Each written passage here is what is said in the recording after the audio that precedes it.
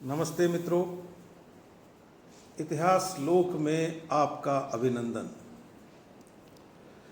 गांधी दर्शन की बात कर रहे हैं और जो विषय हमारे समक्ष है वह है अहिंसा के संबंध में गांधी जी की अवधारणा।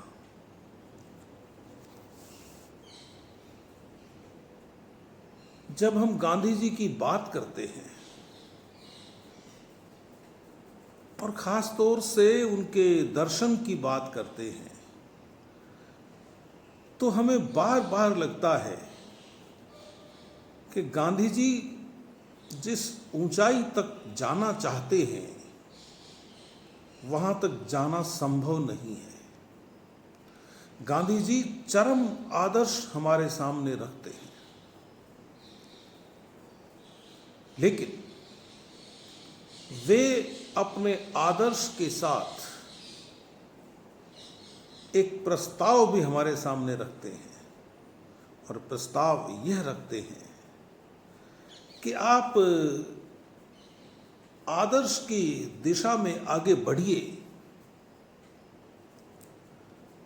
आदर्श की चरम स्थिति तक आप हो सकता है कि नहीं पहुंचे,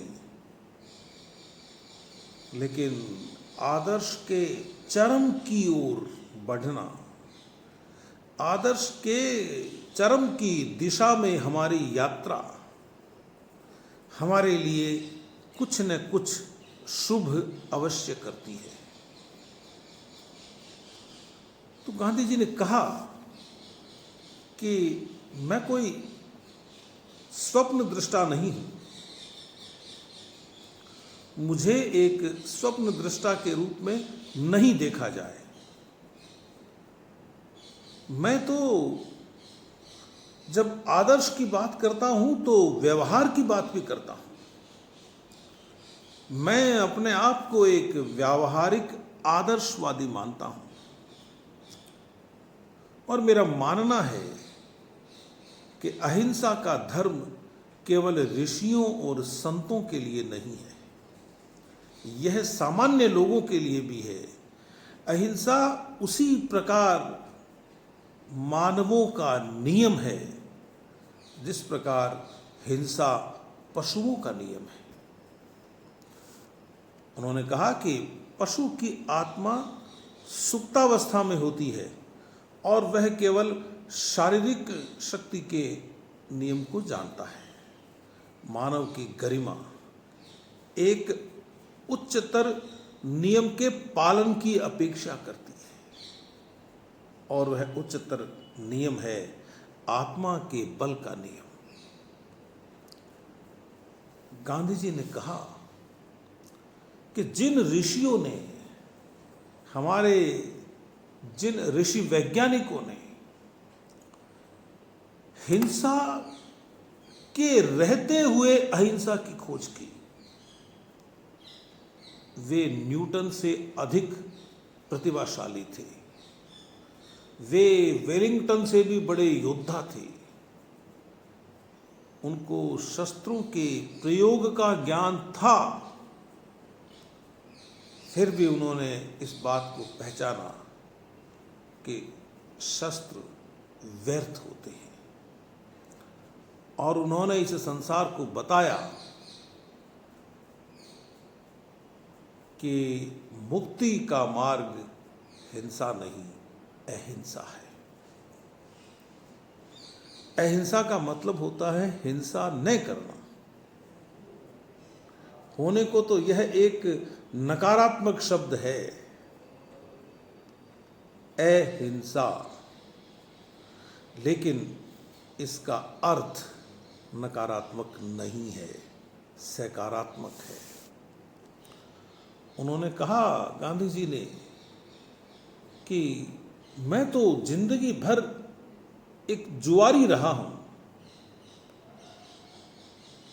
सत्य का शोध करने का मेरे मन में हमेशा उत्साह रहा है और अहिंसा में मेरी अटूट आस्था है। सत्य और अहिंसा के अनुसरण में मैंने बड़े बड़े दांव लगाए हैं और मुझसे गलतियां भी हुई हैं, लेकिन मेरी गलतियां वैसी ही हैं जैसी किसी युग या किसी देश के बड़े बड़े वैज्ञानिकों से होती है। 20 फरवरी 1930 को यंग इंडिया में गांधी जी ने यह बात लिखी थी। और गांधी जी ने एक बात और कही,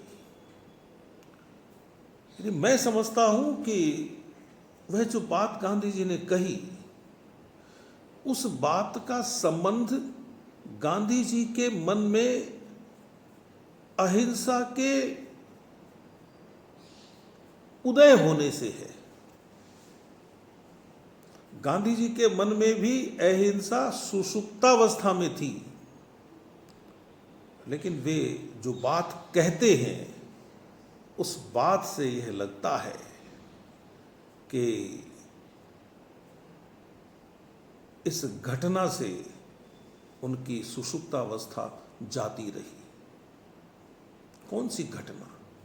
कोई एक घटना नहीं, अपनी पत्नी के साथ उनका व्यवहार। पत्नी के साथ उनका व्यवहार अपने आप में ही एक घटना है और वह कई दिनों तक चलने वाली घटना है।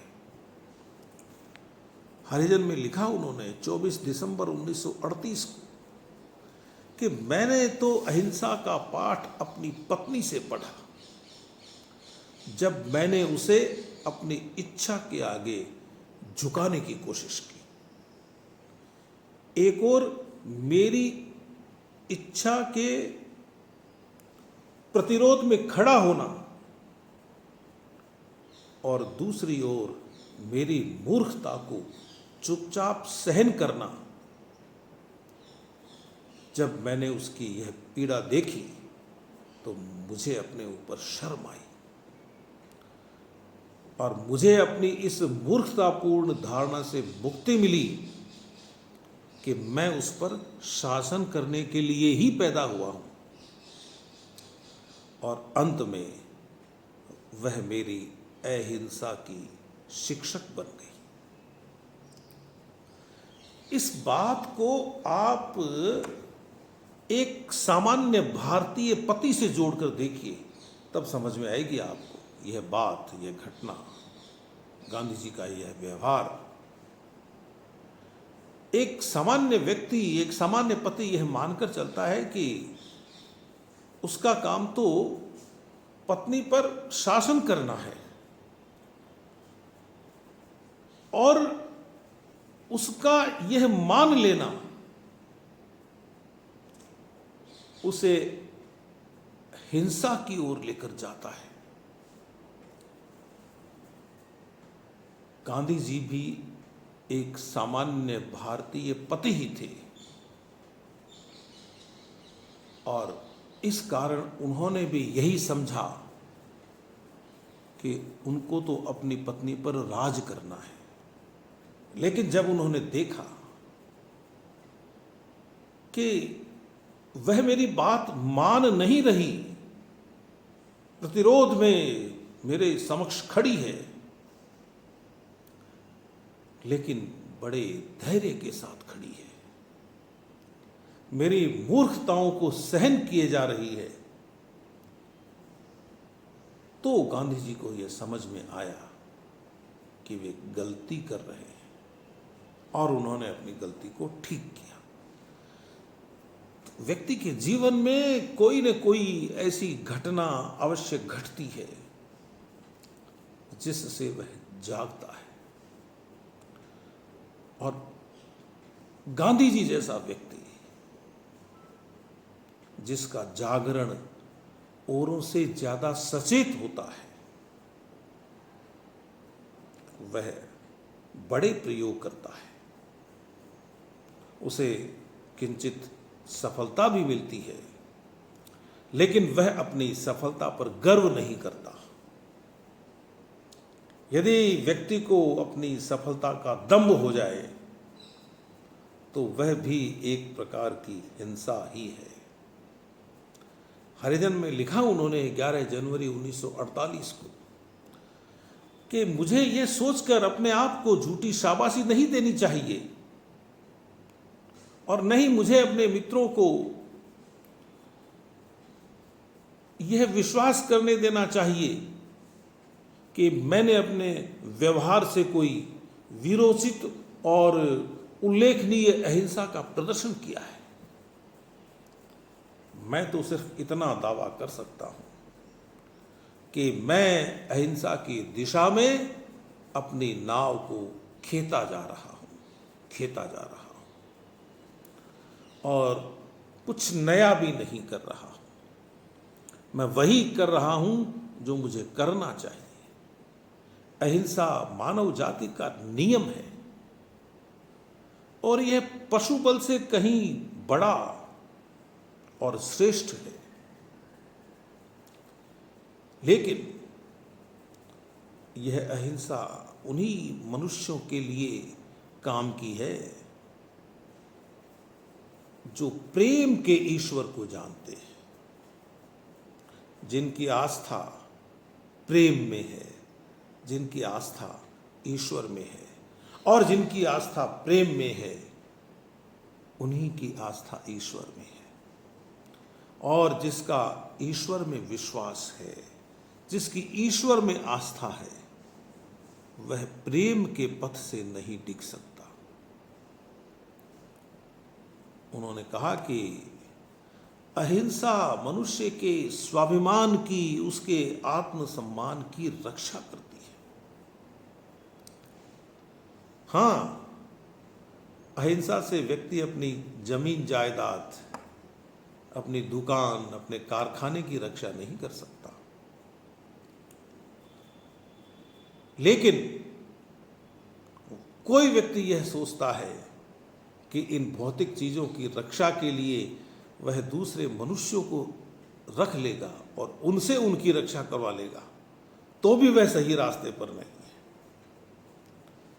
वह अप्रत्यक्ष रूप से किसी दूसरे व्यक्ति के सहारे हिंसा की ओर आगे बढ़ेगा। तो उन्होंने कहा कि अहिंसा की प्रकृति ही ऐसी है कि वह गलत तरीके से कमाए गए धन को बचाती नहीं है। यदि आपने कुछ अनैतिक तरीके से कमाया नहीं है तो आपको उसकी रक्षा करने की जरूरत ही नहीं है। आपने कोई अनैतिक कृत्य नहीं किया है तो आपको बॉडीगार्ड रखने की जरूरत नहीं है। उन्होंने कहा कि जो व्यक्ति अहिंसा के रास्ते पर चलना चाहते हैं, उनको यह मानकर चलना चाहिए कि इस रास्ते पर अपना सब कुछ कुर्बान करना पड़ सकता है और यही उसकी प्रतिष्ठा है। वे तो व्यक्ति से आगे राष्ट्र की बात करते हैं कि किसी भी राष्ट्र को अपनी प्रतिष्ठा के अतिरिक्त, यहां तक कि अहिंसा के मार्ग पर अपने अंतिम नागरिक तक को होम करने के लिए तैयार रहना चाहिए। अहिंसा एक राष्ट्र को किसी दूसरे राष्ट्र पर अधिकार कर लेने की छूट नहीं देती है। अहिंसा किसी तरह के साम्राज्यवाद को नहीं मानती है।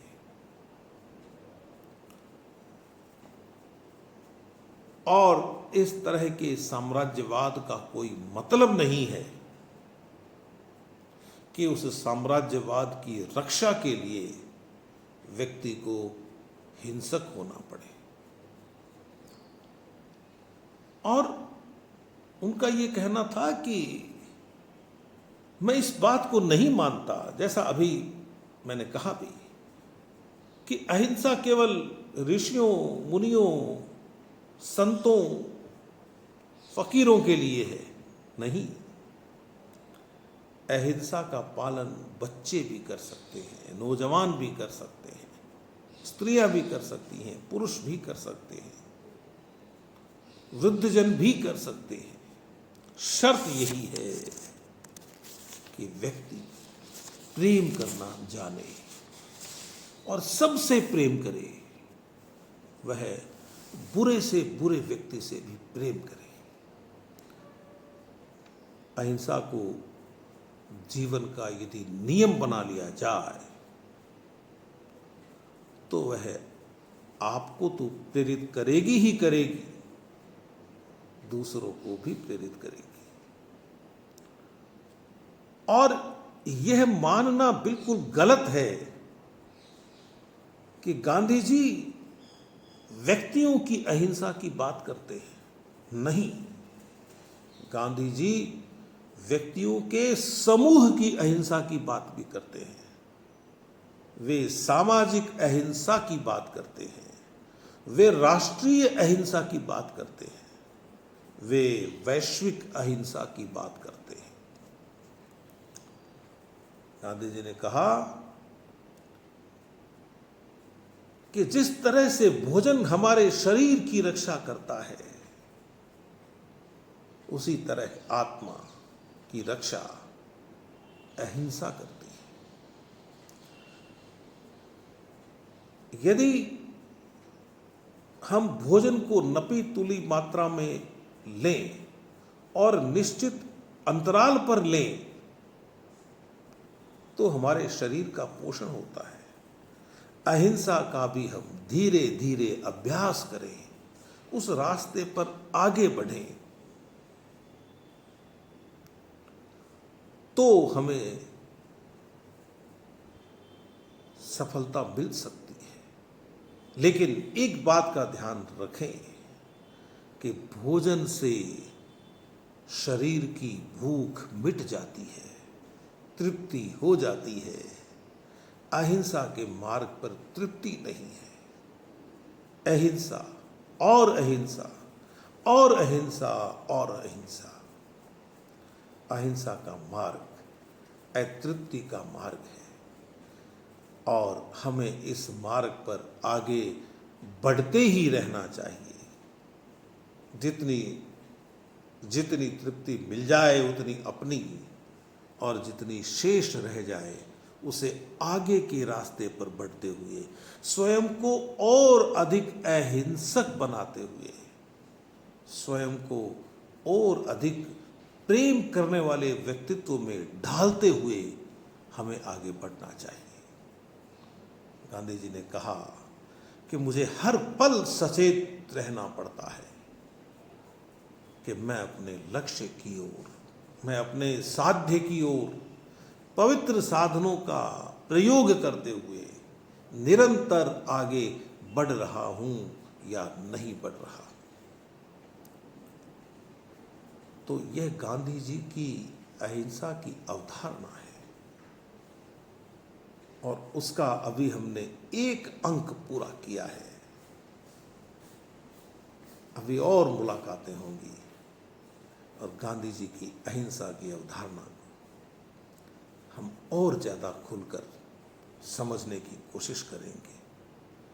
अगली मुलाकात तक अपने इस दोस्त को इजाज़त दीजिए। नमस्कार।